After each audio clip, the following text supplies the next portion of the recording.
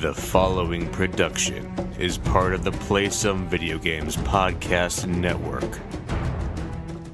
Hey everyone, Kevin here. Before we start this evening's show, we got to take a quick second to thank our executive producers over at Make Us Better at the patreon.com/makeusbetter. We have our gold executive producers, Mr. Sheldon Benedict, Tony Baker, and Panache Malloy. Our executive producers, Joey Splats, Caro Underwood, Dante Bellini Jr., Jared Gautier, Dude427, Kevin Austin, Josh Barboni, Tammy Ryan, Robert Miller, Tim Alf, Joel Burks, Martini Jean, Nasty Boots, David Ray, Jesse Armstrong, and of course, our platinum executive producers, Mr. Corey Hicks. You can find his streams over at twitch.tv/chicks_18. And then Mr. Mark Moody's movie reviews over at youtube.com/Mr. Moody Reviews. Thank you so much for donating to the cause and help making us better in the process. We thank you always. And if you would like to see how you can contribute to this amazing group of podcasters between We the Nerdy, Nintendo Nostalgia, Warp Whistle Gaming, the Mr. Bad Bit Games, and then of course PSVG, head over to patreon.com/makeusbetter. We thank you. But now let's get on with the show. Help me, Michael.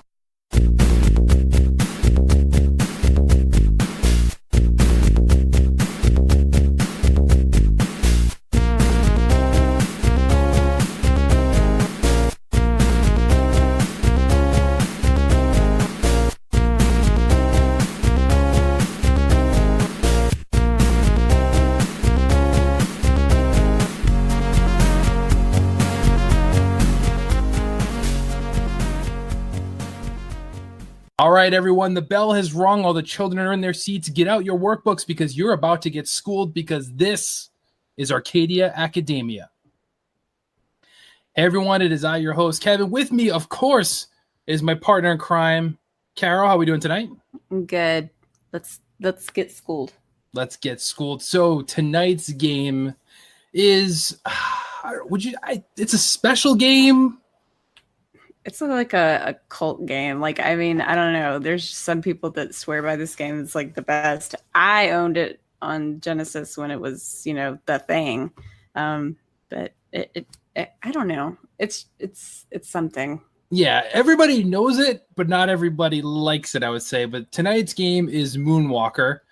What is Moonwalker? Well, of course, we're referring to Michael Jackson's Moonwalker, which, not counting the game, it originated, was a 1988 American anthology musical film starring Michael Jackson. Of course, rather than being one movie, one continuous narrative, it was a collection of short films about Michael Jackson, which several of them were long-form version of his music videos from the Bad album. The film is named after the dance technique. Of course, he's infamous for the moonwalk itself, which he was known for performing on the regular. Now, the game that we're talking about tonight, Moonwalker, was specifically based on the Smooth Criminal section of the movie. The segment begins in the movie-wise with three homeless children sneaking through a big city to find their friend Michael walking out of his apartment. As he stands in the front door, he notices a falling star. Oh. And then is ruthlessly attacked by mobsters with machine guns.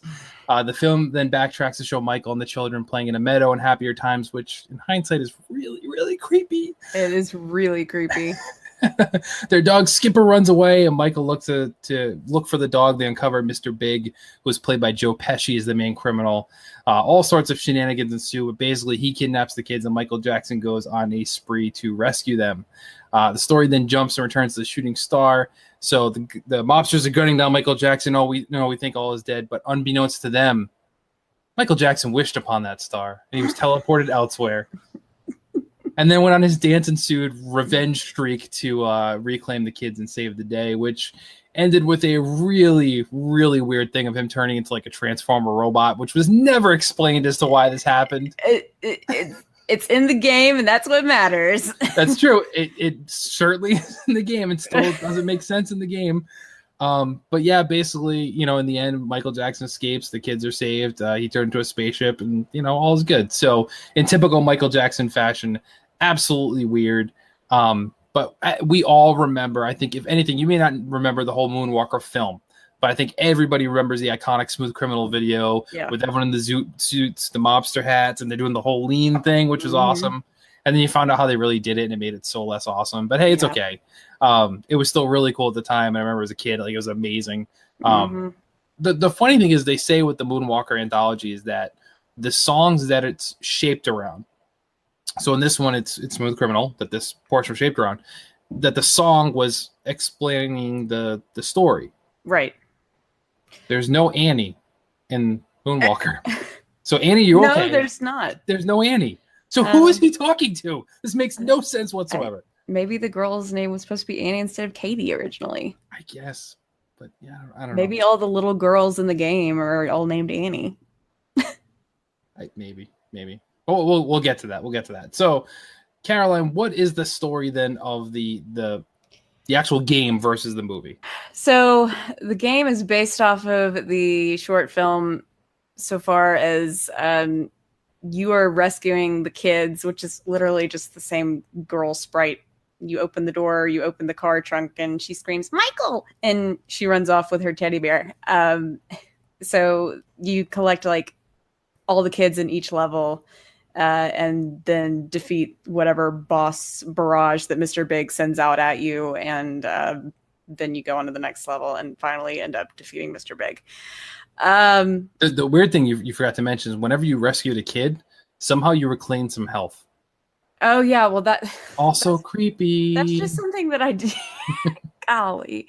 It's just something that I did. Like, I've never really picked up on. But yeah, you're right. You do regain health. Of course, I guess that's kind of an incentive. I don't know. I mean, you can't exactly beat the level until you find all of them. So yes. It's really frustrating if you don't check like every single door or car trunk or everything that they're hiding in. The one with the caves is the worst because there's just like no method to any of it. If you don't collect all of the children, you can't move on to the next level. So it's somebody was definitely on some interesting drugs when they came up with this whole idea, like the movie and the game and everything. It's true. And it should be said that Michael Jackson participated heavily in the development of this game. Yeah. So he had a lot of input as to what was going on. So maybe that explains some. Along with the Moonwalker film, too, he was heavily, obviously, hands-on with that process as well, much like he was with Thriller and all that kind of stuff. So it's all kind of his vision, if you will. So I guess that makes sense why it doesn't make sense. Mm-hmm. I don't know. But let's get to the game mechanics. How did this game work exactly, Carol? All right. We're talking about the Genesis version. So when you have this Genesis, it's basically side-scroller. And it was based on an evolved Shinobi engine. In the arcades, though, which is the original format, I believe. Yeah, it came out first. Arcades, you had up to 3 players, but it was a beat 'em up. So it wasn't a side-scroller or anything like that. Michael, the character, is like, instead of walking, he just kind of like glides around and he moonwalks around. So he kind of just dances. He never actually walks like a real person. He can do dance kicks.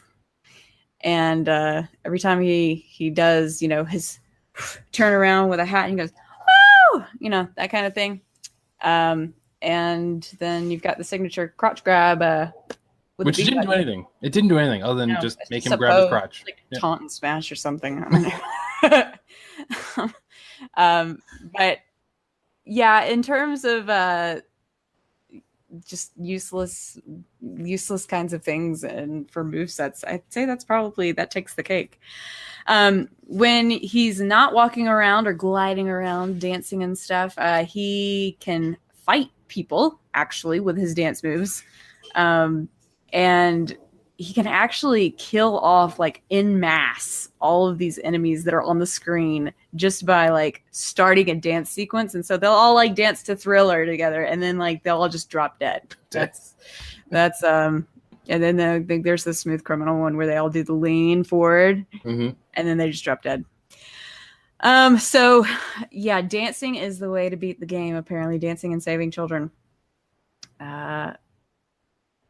He was such a special man. And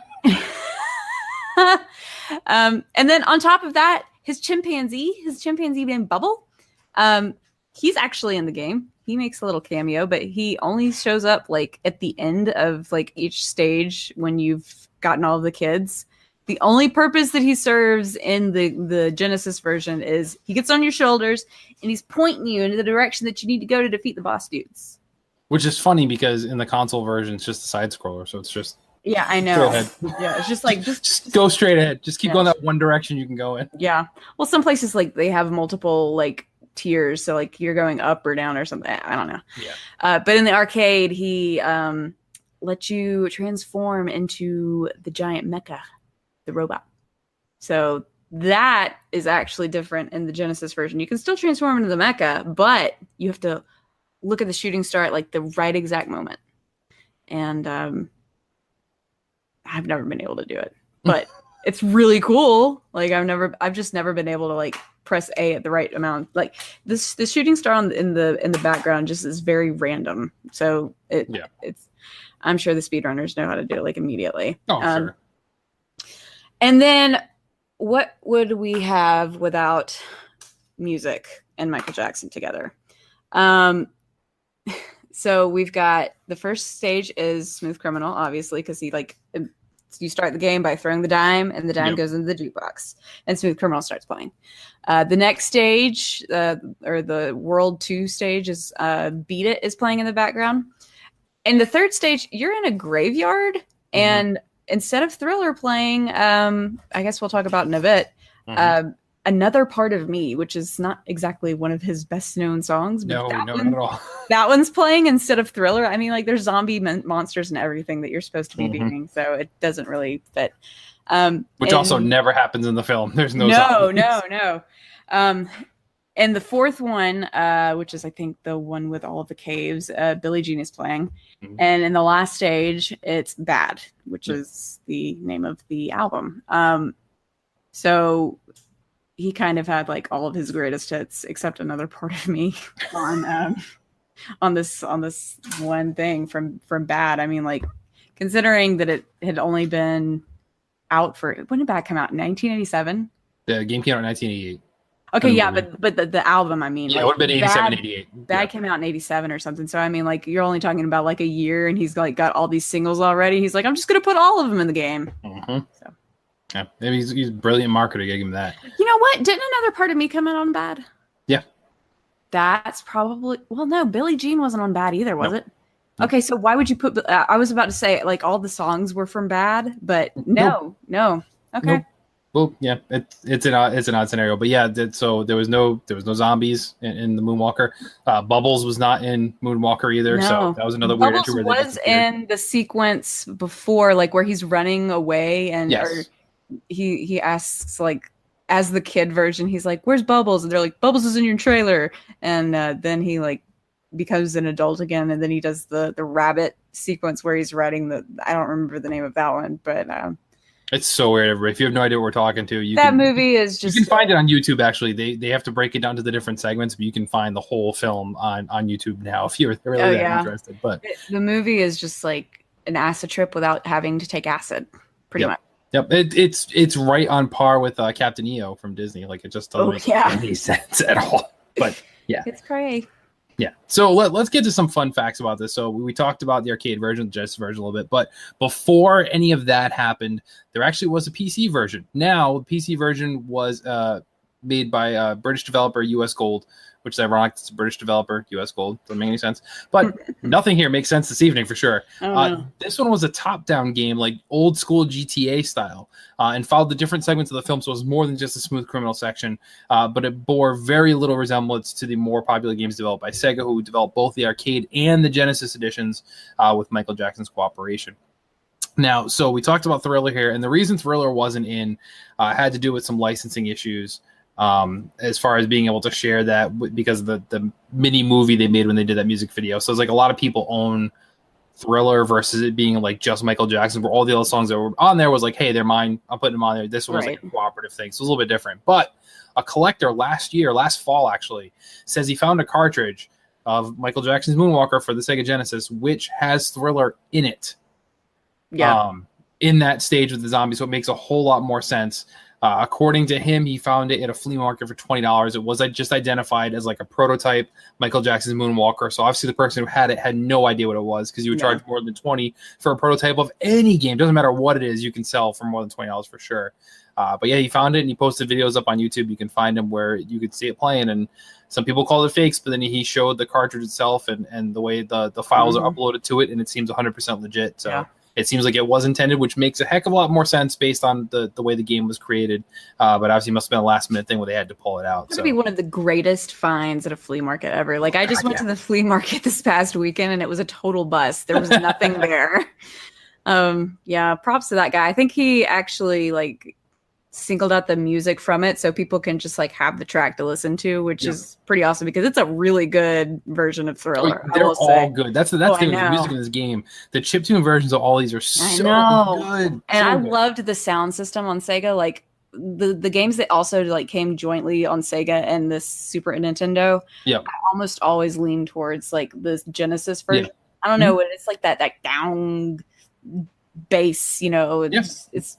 It's so good. It definitely had more to it than what Nintendo was doing, for sure. Oh, yeah. So I think Michael made some other video game appearances, didn't he? Yeah, okay. So this dude was huge into video games. People don't like really know that, but like if you look, there's like tons of pictures of him like with all sorts of like playing in an arcade or you know, hanging out with Sonic the Hedgehog, like the big stuffed person in the suit type hedgehog. He was in a couple of rhythm games called Space Channel 5 and Space Channel 5 Part 2, which was made by Sega, and he was known in that game as Space Michael. So he like recorded his own voice and stuff, and he's actually wearing his Scream from the 90s. Janet, yeah, with Janet Jackson, the all black like goth leather type thing. Such a good song. It is. That's a good music video too. It is. He was also a secret fighter and Ready to Rumble boxing round 2.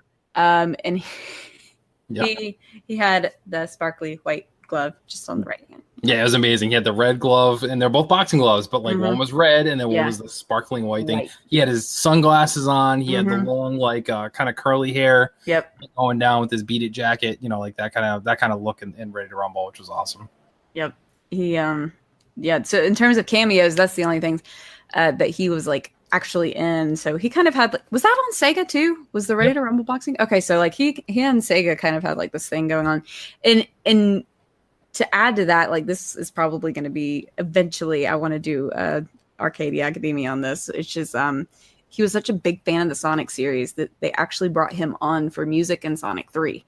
And he's never been credited to it, and they supposedly changed out all of the stuff that he worked on, but there's a lot that's still in there. And I was about to say, while doing some research though, I found some stuff apparently from last year where they're saying he actually didn't have anything to do with it. They're saying that he was upset with the chip tunes and like they weren't giving him the sound that he wanted. Well, that's just and the child stuff kind of happened during this era too. So he either had to pull out or be pulled out. I'll show you this video and yeah, oh God.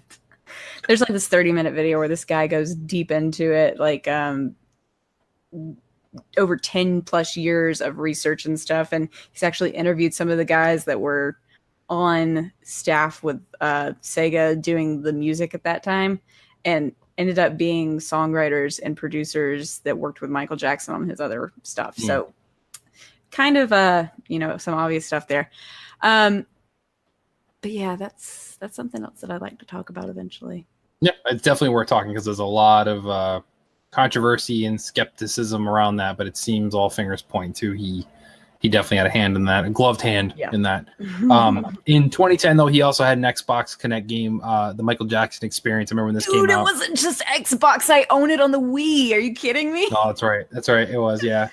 That's right. I forgot about that. It was a standard music party game, like a Just Dance type deal. You can do karaoke to Billie Jean, use a motion sensor, dance to beat it, and this and that. So it was okay. The Thriller dance is ridiculously hard. I will just say that. Yeah, I will say though, the one thing with this, the quality of this game versus I can't believe I'm saying this. The quality of the Just Dance video games. Just Dance is a way better quality than what they put out for this one. So it's kind of like, This one's like on par with that Star Wars, dancing segment with Han Solo. Yep, 100%, 100%. It's So, and then a few years prior to his death, though, he invited several EA executives out to Neverland Ranch, and he pitched to them Thriller 2 that he wanted to do in the form of a video game. And unfortunately, EA passed on it. They haven't said why, whether or not it has to do with the controversy surrounding Michael Jackson. Obviously, he's a lightning rod for better or for worse. So they didn't say if it was due to that or it was due to the concept. But yeah, Thriller 2 might have existed as a video game if EA did something differently. But once again, EA screws over the gamers. Thanks, EA. Ruining our Star Wars, not giving us Thriller 2. And yet we still give them press during E3 and all that stuff. It's true. Maybe we should stop doing that.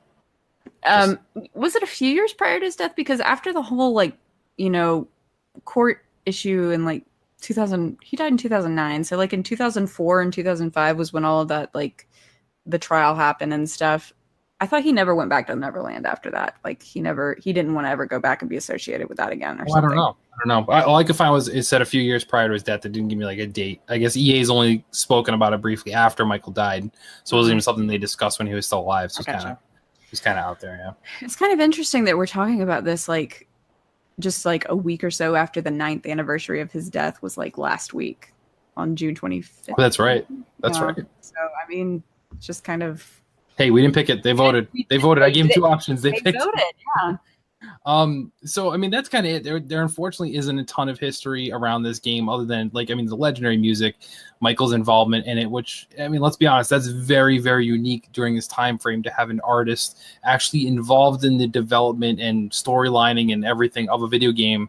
There were celebrity endorsement video games all throughout this time. You look at all the different licensed video games we had tons during this era, and never was the people actually involved. Macaulay Culkin was not involved in the Home Alone game. Tim Allen was not involved in the Home Improvement game. That's Rob Billings had nothing to do with maybe the sound clip for the Home Improvement game. Yeah, but that's gonna be about it. But Michael was hands on during this entire process, which explains why it's weird, but legendary. And like I said, the music. During that era, I don't think there's anything better than what the music we saw in this game. As far as being reproduced audio, not original music being written. It was legendary for that time. And as much as we're poking fun of Michael in this, we got to remember he was an icon. Oh yeah, he still is an icon. I love Michael Jackson, dude. And during this era when this game came out, there was no star bigger. Yeah, there was, especially in the music world, there was nobody bigger than Michael Jackson. This was before all this stuff happened, so it was a unique thing there. So your personal impressions of the original game, and you only played on Genesis, or did you play the arcade version as well? Played it on Genesis. I knew that it existed in the arcade, but I never actually played it. I think I've seen it in an arcade maybe once. Okay. But never played it. I did know that they were completely different though. The Genesis one is not a beat 'em up. That would be kind of interesting though, and I didn't have friends to play with on the arcade game. I was such a loner kid. No, I'm kidding. I don't know. Co-op games are just not my kind of thing when it comes to or when I was a kid, I was solo kid for the longest time before my sister came around. My sister's 3 years younger than me. And she never even really liked to play video games. So this was the Genesis version was right up my alley. It was just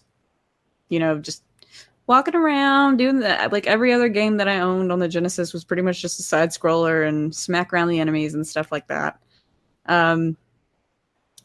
As a child, I loved it, and growing up, it's just been one of those things that I need to get my copy back, because when they sold all of my Genesis games, that was one of the ones that got sold. And it's one that I would like to have on my shelf again, just because it's iconic, and even though it might not be the best gameplay or anything, it's just something. It's any fan of Sega or any fan of Michael Jackson, you gotta have the game. And I'm a fan of both. So, there's not much, anything different that I would say about, in my opinion, hasn't changed all these years. I like it pretty much for nostalgia's sake. Yeah. And I did play it again on the emulator recently, and I was just ask. Dude, this is such a children don't really understand it. It's just open the door and get this kid out and stuff. But yeah, looking back, after everything that's happened. I think there were like 2 sexual misconduct allegations against children, and it's just like, dude, what if type thing. That's true. Now, back in the day, were you actually able to beat the game? Oh heck no! I was like 4 or 5 years old when I was like really playing my Genesis, so I never got to like beat Mr. Big. I mean, I think I watched somebody, like my cousin or something, play it and beat it. And my dad used to sit and play Genesis games with me quite often, so my dad would be the one to beat the game before I would just sit and watch. But I don't think we ever beat it. Personally. So I'm assuming you didn't beat it when you replayed it on the emulator either? No, I did. It's easy as heck. Okay. Yeah. It's just, you got to look left and right and hit the people, and it's not that hard. Yeah, it wasn't. So I remember my initial introduction was the arcade version. Oh, really? Way back in the heyday of Chuck E. Cheese. And I mean, to just show the age and what kids don't realize today is I remember Chuck E. Cheese in its heyday, like when it was out. Oh yeah. And I mean, the one I had near my house, so the closest one to us at the time, there's only one in Rhode Island at the time, was massive. Mm-hmm. Like there were like, oh yeah, it was almost like going into a theater. That's how it was. The stupid animated Chuck E. Cheese band was on a full stage, not like this little dinky thing they're on now. And there was like 2 levels and 2 rows of like 100 feet long of games. Like there was so much there. Uh-huh. And I remember finding Moonwalker for the first time. I was with some other people, and I was like, "Oh my god, it's a Michael Jackson video game!" We popped in, and we played 3 players, which didn't make any sense because you could play 3 players, but everybody was still Michael Jackson. Yeah. Now I don't know who else they could have put in. That also wouldn't make sense, I guess, either. But they could have given like some different characters, like be the Goons or something like that. But yeah, they were all Michael Jackson, just different color suits. It was white, red, and blue. And the thing that sucked about that is when you're playing with other people and Bubbles would come along and you need him to help turn into robot Michael Jackson. Yeah. Only one person could do that. Oh man, that's cheap. So it was a fight for everybody to want to get to be robot Michael because shooting lasers out of your eyes, rocket launch and stuff like that it was ridiculous. Much like the whole game. But those are the stories. Like I remember playing those things, and I mean that was a 75-cent game too back in the day. Like that was like not a cheap game to pump quarters into. Mm-hmm. But I remember playing it. I'm pretty sure we did not ever beat the arcade version, but I remember playing it a lot. So I had to have gotten pretty far into it. And then after seeing it in the arcade, and then eventually, I was a Nintendo guy for the longest time, but eventually I got a Genesis. Didn't have it for a super long time, but I did have it, and Moonwalker was one of the games I definitely picked up again on Genesis and was like, wow, this is similar to the game I played, but still totally different because this plays more like Shinobi, and it's like hide and seek Shinobi, basically, is what the game and breaks down to. But yeah, I just remember it. I mean, I will not deny it. When I was a kid, I was a huge Michael Jackson fan. So anything attached to him, I was instantly drawn to. I mean, I was an 80s kid. I had my denim jacket with little pins on it, and I had Michael Jackson pins, whatever. I don't care. That's what it was about. So Michael Jackson was the man. So anytime we see this type of game, I was excited to see Michael Jackson attached to it. So I have a lot of fond memories for it. Now, replaying it for the show and for prep work, I was like, wow, I remember this game better than I play this game now. Like it doesn't feel the same as what I remember. Oh, really? At all. Yeah, like it's not good. Yeah, I know. It's like the music is great. That whole introduction with, like you said, with the coin flip into the jukebox, like that instantly reminded me of the video, which I love that video. But then actually playing through the game, I'm like, man, this is garbo. But the only thing that kept me going was the music. So I mean, like it's just like a one-hit kill on most everybody. Like everybody, pretty much. So I mean, you just got to make sure that you're looking both ways, and it's cake. It's just a survival game, basically. At that point, you just keep kicking people around and do your little breakdance moves, and you're good to go. One thing I will note too, we didn't mention this too with the breakdancing, the breakdance moves, but your special where you make the enemies dance with you. Yeah, that even worked on the dogs. Remember that? Oh yeah, the dogs like the Dobermans. Yes. Yeah, I know. Which was awesome. Oh yeah. I forgot about that until it happened in the game. I was like, oh man, this is awesome. PETA now would like have a really big deal because I mean you like basically beat up the dogs too. Oh, yeah. So but I mean in Far Cry you gotta do the same thing too. So yeah, but we wouldn't support Michael Jackson if he were still alive and he was kicking dogs. That's true. Yeah. I think the kids would be more the issue with Michael Jackson than the dogs, but oh yeah, no doubt. But so I mean that's kind of all we got for Arcadia this week. I know it's a little bit short, but there's not a whole lot here to say, but we wanted to cover it because it is, like you said, it's a cult classic. It is a great game to go back and revisit and just kind of see in those generations of, hey, we're making licensed video games for everything. Mhm. An occasion where one did stand up better than some of the rest and was remembered better than the rest, especially for the music and the mechanics of it. Pepsi Man, isn't that iconic? I don't know if they ended up speedrunning this at SGDQ this year, but there was an incentive to get Pepsi Man speedrun this time around. Gotta love it. Oh, so wasn't there a Michael Jordan in McDonald's one? Or was that just a McDonald's video game on the NES or something? they had McDonald's video games in the NES. I don't remember McDonald's Michael Jordan game.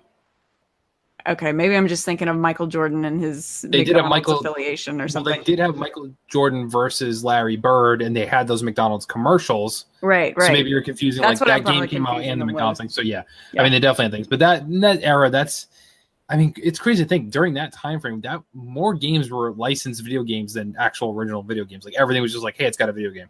This has got a video game. That's got a video game. The It was rare to see California it. Raisins had a video God, game. yeah. The 7-Up spot. Yeah. The Domino's Oh my Noid. Like gosh.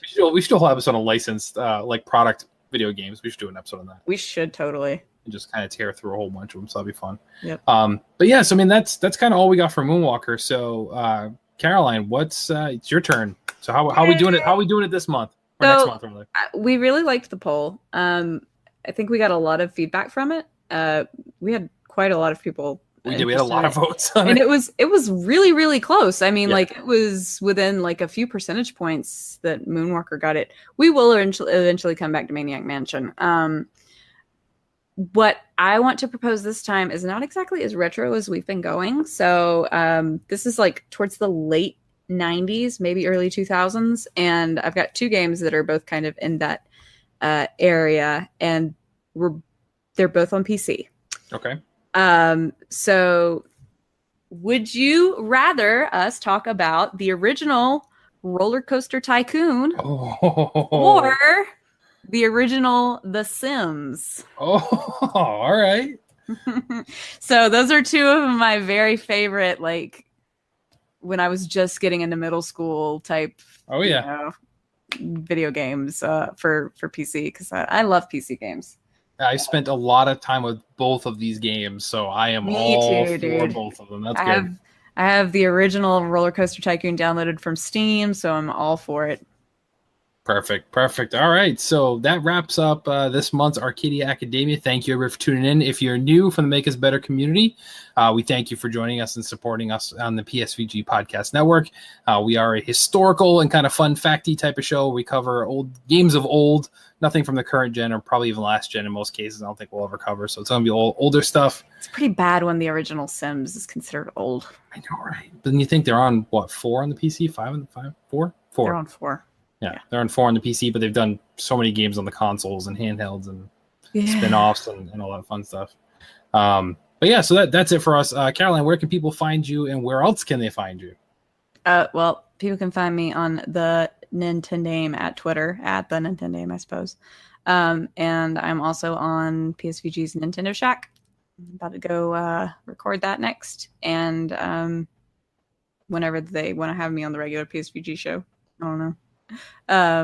So yeah, I'm just like floating about all the Nintendo and the PSVG shows recently. Fair enough. You can find me on Twitter at PSVG Kevin. You can follow the podcast, of course, at PSVG. Head over to the website, psvg.blog, and check out all the cool stuff we are writing, whether it be articles, podcast listings, videos, news, all that fun stuff. You can find it all on the website, psvg.blog. So thank you, everybody. Tune in again next month. You just got schooled. I shall return. You'll never catch me.